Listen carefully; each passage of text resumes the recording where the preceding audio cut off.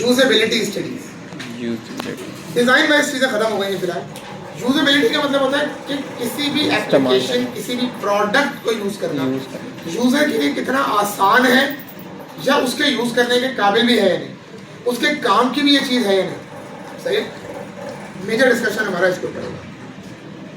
Evaluating a performance to enhance usability of a product or services while end users work on that particular product। यानी आप कोई भी एक product बनाएं और उसकी टेस्टिंग एक लाइव एनवायरनमेंट के अंदर करें। आपने एक प्रोडक्ट क्रिएट किया, फॉर एग्जांपल आपने एक मार्कर बनाया। अब मैं इस मार्कर को टेस्ट करने के मेरे पास दो तरीके कार हैं। एक तो जिस मकसद के लिए मैंने बनाया है, मैं खुद यूज करके देखूंगा चल रहा है नहीं चल रहा, काम कर रहा नहीं कर रहा।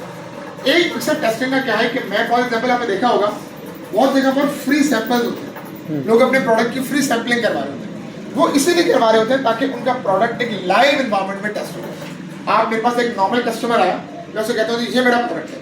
अब जब आप यूज करेंगे तो आपने देखा होगा सैंपल के साथ आपको एक फॉर्म देते हैं कि भाई इसमें अपना फीडबैक लिख दें। जब आप अपना पूरा फीडबैक उसमें लिखते हैं तो फिर वो उस फीडबैक को करके उसके बेसिस के ऊपर अपनी परफॉर्मेंस को इवैल्यूएट करते हैं और फिर आपके फीडबैक के ऊपर अपने प्रोडक्ट को एनहांस करने की कोशिश करते हैं या उसके अंदर चेंजेस लाने की कोशिश करते हैं।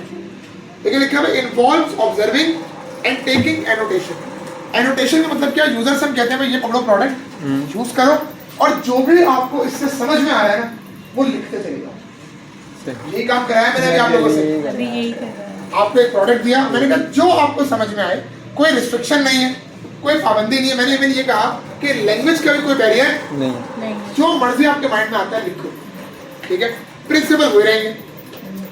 Determines and improves the product in terms of, पहली चीज क्या है, स्पीड। फॉर एग्जांपल इस मार्कर के कैप की बात कर लेता हूँ, क्या इसको खोलना आसान है? पहली चीज यूजर एवैल्यूएट कर लेगा। क्या ये जल्दी से खुल सकता है या टाइम लगेगा? ये ना हो कि यूजर ने जल्दी से कुछ लिखना है, किसी को फॉर एग्जांपल साइन करके देना है और वो इसी को खोलने में लगा हुआ है, टाइट बहुत हो गया खुल नहीं रहा। ये दूसरी चीज हो गई। आगे है रिमेंबरिंग द फंक्शंस। क्या इसका जो कैप है वो फैमिलियर फंक्शंस हैं? कोई फॉर एग्जांपल यूजर ने कभी कोई पेन यूज किया हो, उस जैसा है? यूजर का कोई परसेप्शन बिल्डअप हो सकता है उसके ऊपर या नहीं हो सकता? आप देखो फॉर एग्जांपल जो कैप है इसकी पोजीशन हमेशा फिक्स होती है। आप किसी भी कंपनी का मार्कर ले लो, किसी भी कंपनी का पेन ले लो, कैप को खोलने का तरीका एक जैसा होता है, कैप की जगह एक ही होती है। कभी देखा है कोई कैप जो है वो इस तरह के बजाय वो पीछे की तरफ खुल रहा है? फैमिलियरिटी का प्रिंसिपल होता है। फैमिलियरिटी। रिकवरिंग फ्रॉम एरर, मैंने बताया था क्या चीज। अब देखो अगर फॉर एग्जांपल फोल्डिंग मैं किसी थर्ड पर्सन को जाके पेन देता हूँ, उसका पहला परसेप्शन क्या होगा फैमिलियरिटी की बेस पे? ये ऊपर खुलेगा, खोलने की कोशिश करेगा, नहीं खुलेगा, फिर वो इस पे जाएगा। लेकिन एक फीडबैक क्या देगा, ये बहुत मुश्किल है, बहुत मुश्किल है, होगा ऐसा? टाइम लग जाएगा, समझे? रिकवरिंग फ्रॉम एरर्स, इसका मतलब क्या, एरर हो गया, अब गलती यूजर ने कर दी है, क्या वो रिवर्सेबल है? क्या उसको अदर वर्ड अगर मैं कहूँ अंडू किया जा सकता है या नहीं? ऐसे फॉर एग्जांपल आप कभी कोड गलत लिख देते थे, कंट्रोल जेड करते थे, क्या ये पॉसिबिलिटी है? आखिरी चीज क्या है, satisfaction of the end user. जिससे आपने टेस्ट कराया है प्रोडक्ट, जिससे आपने फीडबैक लिया है, क्या वो आपके प्रोडक्ट से खुश है, सेटिस्फाइड है? ये तो नहीं कि वो आप कमेंट देके जा रहा है बहुत ही बकवास प्रोडक्ट था, किसी काम का नहीं था, ठीक है। फॉर एग्जांपल आपने मार्कर दिया, अब मार्कर लिखने के अलावा सब काम कर रहा है, यूजर का फीडबैक। फॉर एग्जांपल आपने मार्कर बनाया, मार्कर में इंक डाली नहीं है, इंक डालना भूल गया, लेकिन मार्कर में आपने बड़ी अच्छी लाइट लगा दी, कलर स्कीम बड़े अच्छे बना दी और जो है इसके साथ जो है वो ब्रश भी लगा दिया एक साफ करने के लिए, सब कुछ सारे काम हो रहे हैं। जो उसका प्राइमरी काम था वो क्या था, लिखना, वो हो ही नहीं रहा। अब बताओ यूजर का फीडबैक क्या ये होगा, ये लाइट बड़ी अच्छी है यार, वो मैंने कलर ऐसा रखा है जबरदस्त, एक गलती वो कहेगा भाई सिंपल सी बात है, आपने बनाया है लिखने के लिए, ये तो लिख ही नहीं रहा, मेरे किसी काम पे नहीं, उसका फीडबैक ऑटोमेटिकली आपके प्रोडक्ट बैड हो जाएगा। ठीक है, उसका नाम है भाई ब्लैक बॉक्स। क्या नाम है इसका? Black box sir. एक वेबसाइट भी है, वो अलग है, वो अलग है, ये टेस्टिंग टेक्निक है, ब्लैक बॉक्स टेस्टिंग। वैसे तो वाइट बॉक्स भी होती है, ग्रे बॉक्स भी होती है, लेकिन हम जो पढ़ना चाह रहे हैं black box. Black box, white box basically आपकी रिलेटेड टू कोड होती है और ये आपकी होती है रिलेटेड टू डिजाइन, यानी आपके जो इंटरफेसेस होते हैं उसको डायरेक्टली टेस्ट करता है। फोन रख दें, it's a software testing method in which functionality of the software under test, software test का मतलब है सॉफ्ट टेस्ट करना, is examined without pairing at the internal code structure. उसके अंदर कोड क्या हुआ है, वो कैसे चल रहा है, क्या फंक्शनैलिटी इंप्लीमेंटेड है, इसको नहीं देखा जाएगा। देखा ही जाएगा फॉर एग्जांपल आपने कहा भाई मेरे इस बटन पे क्लिक करो, ईमेल पासवर्ड डालो, लॉगिन हो जाओ, लॉगिन हो जाओगे, क्या वाकई ऐसा हो रहा है? पहली चीज। अब तुमने क्या भाई ईमेल डालनी है, अगर मैं ईमेल की जगह लेट से पासवर्ड डाल दूं तो कोई एरर आएगा? क्या तुमने एरर हैंडलिंग की हुई या नहीं की हुई? फॉर एग्जांपल अगर मैंने ईमेल पासवर्ड गलत डाल दिया, मैं लॉगिन पे क्लिक करता हूँ, तो क्या वो आगे जाने देगा या एरर दे देगा? ये तमाम चीजें कहाँ पर टच होती है? ब्लैक बॉक्स में। याद रखिएगा पीछे उसका कोड क्या चल रहा है, वो फंक्शनलिटी कैसे इंप्लीमेंट हुई। बेटा इस क्लास में वापस आ गई, यहाँ पढ़ा रहा हूँ मैं, वहाँ नहीं पढ़ा रही। अच्छा आपकी फंक्शनलिटी क्या चल रही है, कैसे इंप्लीमेंट हुई है, क्या कोड लिखा, इसकी रिक्वायरमेंट यहाँ पर आपको नहीं। अगर कोई आपसे पूछ लेता है कि यार कोडिंग कहाँ पर टेस्ट होती है, उसको हम टेस्ट करते हैं white box testing. White box testing, coding not test. कहाँ कर रहे थे कोड, कहाँ टेस्ट किया हमने अभी तक? अभी तो टेस्टिंग, कहीं कोड की टेस्टिंग की मैंने बात की है? नहीं। ब्लैक बॉक्स में होता है कि आपके जो एक्चुअल इंटरफेस है यूजर को नजर आ रहा है, बस उसको टेस्ट कर दो। उसको टेस्ट ग्रे के अंदर बेसिकली होता है कि आपका जो सिस्टम है उसको पार्ट वाइज टेस्ट करना। ब्लैक बॉक्स में क्या होगा, हर इंटरफेस को अलग अलग चेक करना। ग्रे बॉक्स में क्या होता है, हम इस सिस्टम का एक मॉड्यूल लेते हैं। फॉर एग्जांपल आपने कहा भाई लॉगिन और साइन अप, ये पूरा एक मॉड्यूल है, अब इन दोनों को मिलाकर चेक करना है, तो वो ग्रे में होगा। ब्लैक बॉक्स इस्तेमाल करते कैसे हैं? भाई फॉर एग्जांपल तुमने वेबसाइट बना दी, मैंने तुमने 6 पेजेस बनाए, 6 के 6 पेजेस को तोड़ दिया। तुमने कहा भाई पहला पेज मैंने बनाया इसको लॉगिन होता है, अब मैं उसको अपने आप इनपुट आउटपुट डाल के टेस्ट कर सकता हूँ। फॉर एग्जांपल मैंने कहा यार अच्छा ठीक है, अगर मैं ईमेल का पासवर्ड लिख दूँ क्या होगा, गलत ईमेल लिख दूँ क्या होगा, तो ऐसा तुमने एरर लगाया है, तो मैकेनिज्म है, फीडबैक आ रहा नहीं आ रहा, ये तमाम चीजें। ठीक है, स्टेप्स क्या है अब समझिए।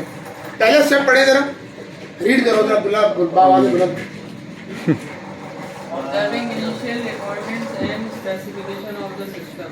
डिजाइन थिंकिंग का पहला फेज था एम्पैथाइज, याद आ रहा है? यस। उसके अंदर मैंने यही कहा था कि यूजर को जान लें, यूजर की रिक्वायरमेंट्स का अंदाजा कर लें।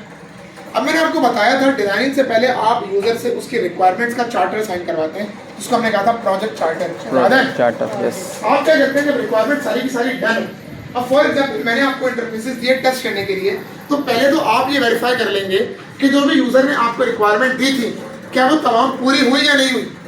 सही है। सेकंड चीज क्या पढ़ो भाई जरा आप मुबीन साहब, अब यहाँ रुक जाओ जरा, selecting valid input. For example login का पेज है, आपने कहा इस पे इनपुट की फील्ड होगी, अब इनपुट में किस किस तरह का डाटा डाला जा सकता है। अब मुझे बताओ अगर मैं ईमेल के अंदर जाके लिख दूं 1 2 3 4 5, क्या ये चलना चाहिए? नहीं। अब ईमेल की रिक्वायरमेंट क्या होती है भाई? @ भी हो, @ का होना जरूरी है। ठीक है, इसी तरीके से पासवर्ड, बहुत सारे वेबसाइट पर होता है पासवर्ड की भी रिक्वायरमेंट होती है कि भाई एक डिजिट लाजमी होना चाहिए, एक कैपिटल लेटर होना चाहिए, एक स्पेशल कैरेक्टर होना चाहिए। अगर ये रिक्वायरमेंट डिफाइन थी तो क्या आपने इसको अपनी साइट में इंप्लीमेंट किया या नहीं किया? सही है जी। अनिल साहब थर्ड पॉइंट पढ़ें, knowing expected output for all the inputs. अब जो भी इनपुट्स होते हैं टेस्ट करने से पहले उनको लिखा जाता है। अभी दिखाता हूँ इसका डेमो थोड़ा सा। पहले उसको लिखते हैं कि देखो भाई अगर ये इनपुट डालोगे ना तो ये आउटपुट मिलना चाहिए। फिर हम उन इनपुट्स को डाल के चेक करते हैं कि तुमने कहा था भाई ये एक्सपेक्टेड है, क्या वाकई ये एक्सपेक्टेड बात पूरी हो भी नहीं हो रही? जो तो हम तवक्को कर रहे थे इनपुट डालने से, क्या वाकई मुझे वही सेम आउटपुट मिल भी रहा है या नहीं मिल रहा? ऐसा तो नहीं कि आउटपुट जो है वो चेंज आ रहा है, आउटपुट में फर्क है। अभी अपना मुर्जा साहब 5वां पॉइंट, क्रिएटिंग टेस्ट केसेस। अब ये क्या चीज़ है ये दिखा देता हूँ। हमने एक प्रोजेक्ट पे काम किया था, उसकी रिपोर्ट है मेरे पास, वही आपको दिखाते हैं यहाँ पे।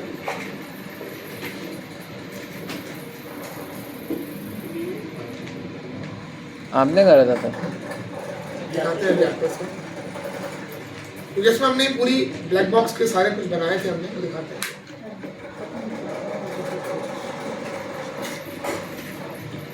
अब देखिए यहाँ पर उन्होंने किया हुआ क्या ब्लैक बॉक्स टेस्टिंग के अंदर, जिसे हमारी एक लॉगिन की स्क्रीन है, नजर आ रहा है? यस। अब देखो पहली चीज हमने इसके अंदर क्या लिखी हुई है?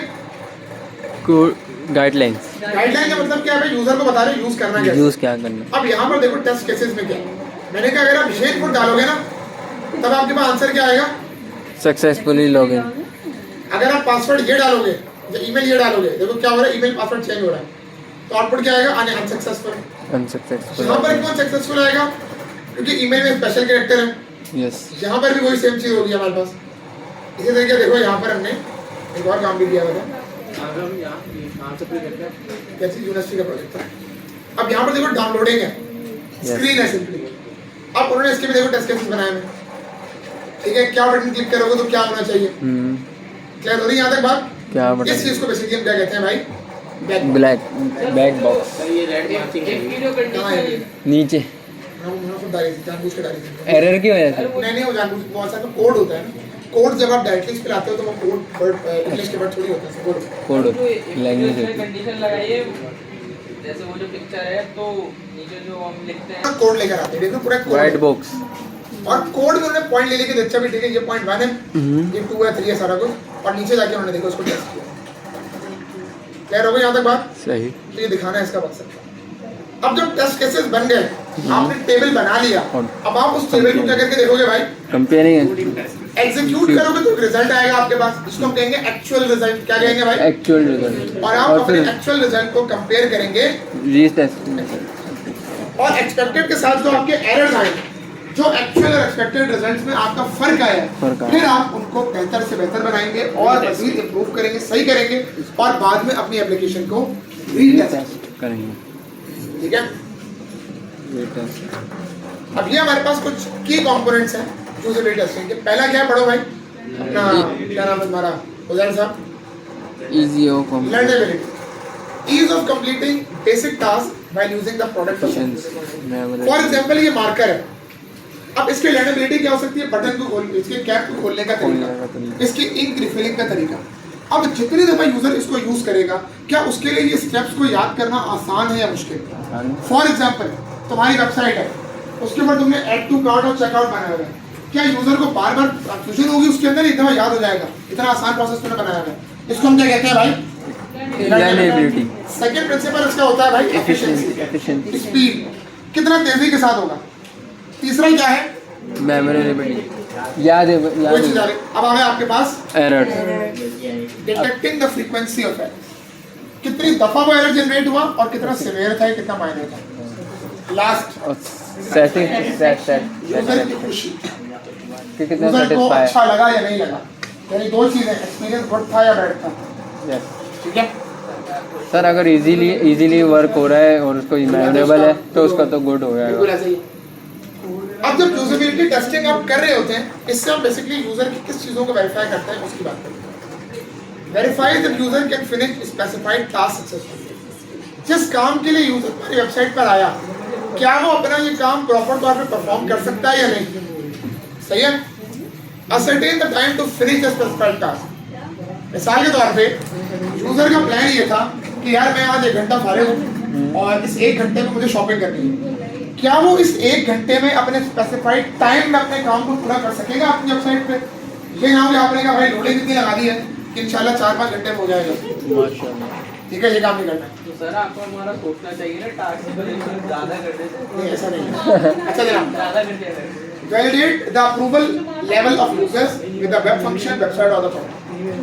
यूजर्स से अप्रूवल आपने हर मोमेंट पे लेते जाना। आपने कोई चेंज किया वेबसाइट पे, चाहे मेजर किया चाहे माइनर किया, पहला काम जो आप करेंगे वो यूजर से फीडबैक लेना। ये चेंज किया मैंने, ये फीचर मैंने ऐड किया, आपका रिस्पांस क्या है, आपका फीडबैक क्या होगा। ठीक है जी, आगे आ जाए। Categorize the changes necessary to progress the user performance and satisfaction। नहीं, फीडबैक ऐसे ही है ना जैसे आप हमसे लेते हैं। हाँ ऐसा ही। फिर आप उन चीज़ों को कैटेगराइज करना शुरू करें कि क्या चीज़ें ऐसी हैं आपके पास जो यूजर के सेटिस्फेक्शन को डायरेक्टली अफेक्ट करेंगी, और क्या चीज़ें ऐसी हैं जिसको आप चेंज ना भी करें तो काम चल जाएगा। आखिरी चीज़ क्या है, अगर तमाम गोल्स आपके मैच होते हैं तो अब आप यूजर से पूछें आप मेरे प्रोडक्ट को नंबर कितने दें, रेट कितना करें, रेटिंग। रेटिंग।